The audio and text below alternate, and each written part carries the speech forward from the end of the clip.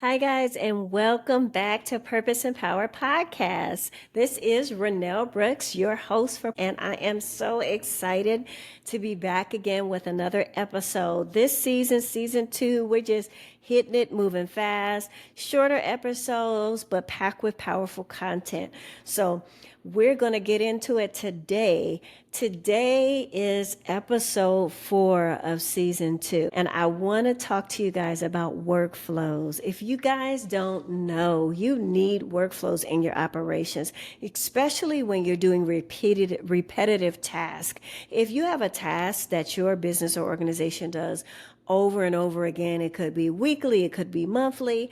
It is important that you have a workflow set up so you do not have to do mental gymnastics every single day or every single week. That's not really productive. So you can actually flow in your role when you have workflows. The workflow is like the GPS to your operations. What is a workflow? A workflow is a step-by-step path that will take you from point A to point Z for a recurring task.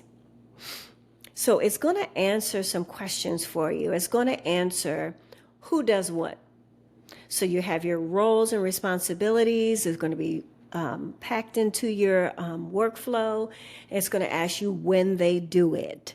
So do they do it before the particular task, or do they do it after the particular task, or what time of the month they do it? So workflows are going to help you with that. Workflows are also going to help you with what happens next. And I'm going to give you some examples of this because workflows are so important. I recently set up an automation, but automations are within workflows, guys. So I recently, if you guys haven't heard me talk about it, I recently wrote a business book called The Purpose Playbook. And what I wanted to do was I wanted to be able to do a live playbook boot camp along with the playbook itself. So I wanted to give people real live coaching time where they can sit with me, they can ask questions that I could answer, and I could help them from being stuck. I had to create automations. So in the automation, what I did was if someone, and this is just to give you one example, I'm going to give you some others.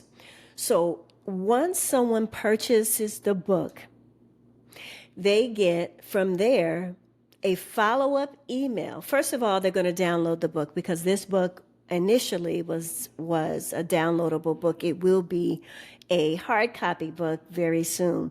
But first they get the download and they're able to download the book.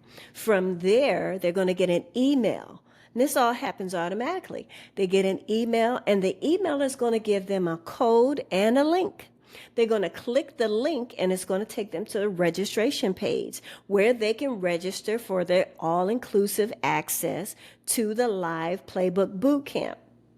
Once they get into the registration, they're going to enter their code, and their fee is going to turn to 0. So they will not have to pay anything. Once they register, they will get a follow-up email with instructions and a link to the boot camp that's going to happen in the future. That is an example of an automation. So I set all those automations up one time, guys, one time. I do not have to do it again. I don't have to do it every week, or I don't have to go in and write emails and say, oh, you bought the book, here's your registration. Oh, you registered, here's an email. I don't have to keep doing that, guys. Once you set an automation, once you set up a workflow, it works automatically. You check in on it quarterly, and there you have it. So that is what I mean when I say, get all of that stuff out of your head. Stop having pieces of paper everywhere. Set up automations within your workflows and let things run smoothly like that. So here's some real talk for CEOs. Your brain is not a project management tool. You can't just say, okay, if you're still saying, oh, I remember that, you're setting yourself up to miss deadlines, forget follow-ups, or even worse, drop people who trust you. When people allow you to come in their space and help them and go alongside of them, that's saying that I trust you to help me with something that I need assistance with. And if you don't have your systems in place, or if you're unorganized and things are just everywhere, that is not being trustworthy. It's really, really not. And remember, we do things in excellence. We do things with integrity. So as you're moving forward, you want to move forward and have integrity in your operations as well. So for businesses, a workflow system can look like this. You do the client onboarding. So that can look like you send a proposal to a client. They look at the proposal and say, okay, this is something that I'm interested in. They go ahead and they click on it and they agree to that. The next step is automatically their contract pops up. They're able to read their contract thoroughly, take their time and do that. And then at the end, they can sign their contract. The next thing that automatically pops up is their invoice. They can pay you in the same setting. You don't have to call and say, hey, did you get a chance to look at the proposal that I sent? Okay, now that you decided to get it, let me send you over the contract. Once it's signed and get back, then I'll send you over the invoice. Oh, now you've paid, let me send you the welcome packet. And then let's have a call. No, guys, no, please don't do that. A correct way to do it is to set up a workflow. And the workflow will send the proposal with a contract attached, the invoice attached, and it will, soon as they select the items, it will give them the contract to read and sign. They will sign it. They will pay you in the same breath. And you can have automatically set up the welcome packet to be sent to them, and then a scheduling link for the kickoff call. Workflows, guys, workflows. If you do not have workflows in place, you need to get something set up immediately. So a workflow example for a nonprofit organization looks like program intake. So say you're running several different programs, but you have to have a way to intake your guest into the program. So you need to find out if that guest is eligible. You need to enroll that guest. You need to deliver the service. And then you need to do a post-evaluation, after action report for that, right? On the nonprofit side, you can do after action reports for the business side as well. So looking at that, your program intake may look like the guest filling an application. You go through the application and say, okay, this application, okay, this is not good, this is not good, that's not good. And then you say, okay, I'm going to accept this person into the program. Now I'm going to manually enroll them, and then we're going to perform the service. And then we're going to set up a time and we're going to get together. You can look at it that way, or you can set everything up in the workflow. You can set up forms in the workflow. So in the workflow, you set up the form, the people sign the form, it automatically goes to the person that does the eligibility check. Or you can set up if-then clauses within the automation. If answer 1 is yes, move to step 2. If answer 1 is no, move to step 5. And that could automatically be already set up.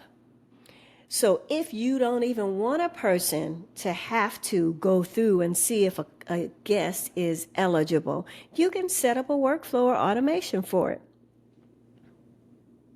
And the automation can go on and say, if approved, enroll. Once the person is enrolled in the class, send an automated email to the client and say, yes, you are enrolled and we are delivering that service on this day. And they go through the service, and then from that point on, you can have an automatic evaluation sent to the client. How was our class? What worked well? What didn't work well? How can we do better next time? And that is a workflow for a nonprofit. You see how it takes all of that pressure off of you? And once you set it up, it can work smoothly on its own. And again, we're checking every quarter to make sure there's no inefficiencies in our flow. We make those adjustments and we keep moving forward. So guys, here are some tips and tools that you can use. Trello. I don't know if I've mentioned Trello before to you guys, but Trello, Asana, and Notion are good workflow automation systems. Of course, you know, my favorite is, I'm going to say, I should be an affiliate. I might have to get my affiliate link. Y'all don't get Asana until I get my affiliate link together. Because Asana is such a good program. I love it. Like I said, I am a workflow specialist for Asana. I'm certified in that. So include your SOPs, your standard operating systems. Make sure you put your SOPs within your workflows. Okay? Assign ownership. Everything must have a name on it. Okay, make sure if you are assigning an individual to do those eligibility checks, that within your workflow, that gets sent to them. If the person fills out the application, then the form then goes to this person. You can do all of that. Once they finish, they can click that it's been finished, and then it will automatically go to the next person or the next step in that process. So guys, you can do this. This will save your life. This will save your life. So some best practices are: document all of your repeatable processes. You're continually onboarding clients. That's a repeatable process. Your marketing, that's a repeatable process. Your grant writing, that is also a repeatable process. Think about all those repeatable processes that you have going, okay? And then you can map out your client journey or your donor journey. And so it's just a matter of business and nonprofits. So the nonprofits are going to look at their donor journey. What process are you going to take donors through?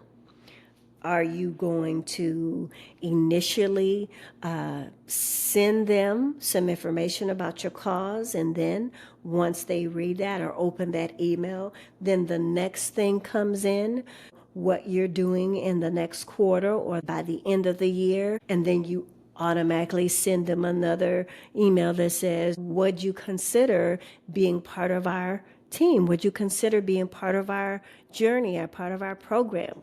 You're going to send them a success story from your guests that came in and benefited from the particular program that you are trying to get funding for.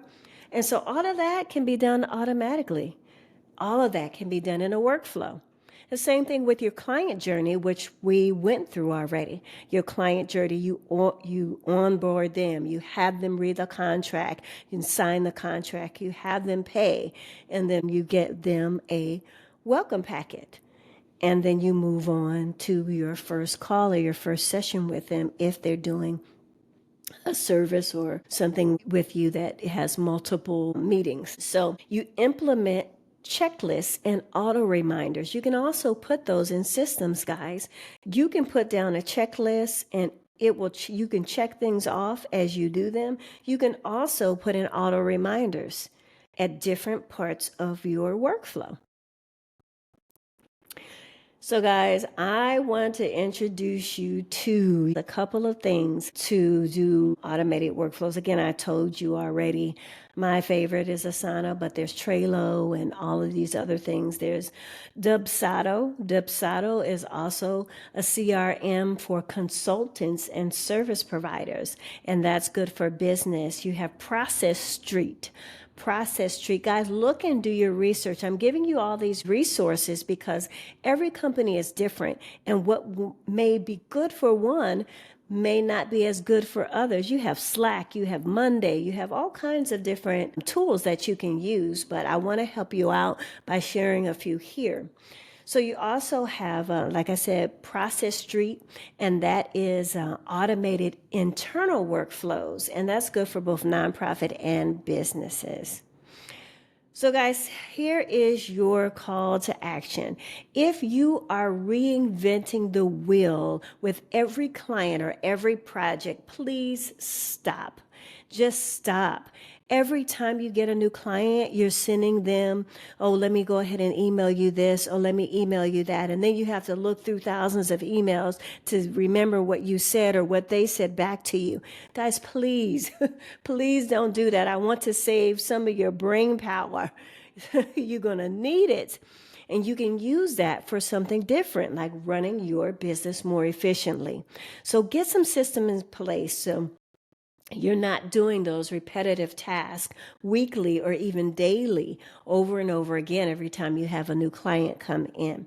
And if you need additional help, reach out. Let Purpose Inc. help you set up your workflows. We'll go over what you may need, what you're currently using, what works, what doesn't work, and we will set up a system for you that is streamlined and efficient so that you can increase your productivity. Again, guys, thank you so much. I hope this workflow episode has been good for you guys. Reach out, guys, like the episodes, click the subscribe button. And if you need help, reach out. We're at purposeinc.life. Schedule a discovery call, and then we'll go from there and see how we can be of assistance to you. But thank you so much for tuning in today, and we will see you next time. Again, move in vision, walk in purpose, and power, guys. Till next time, take care. Bye-bye.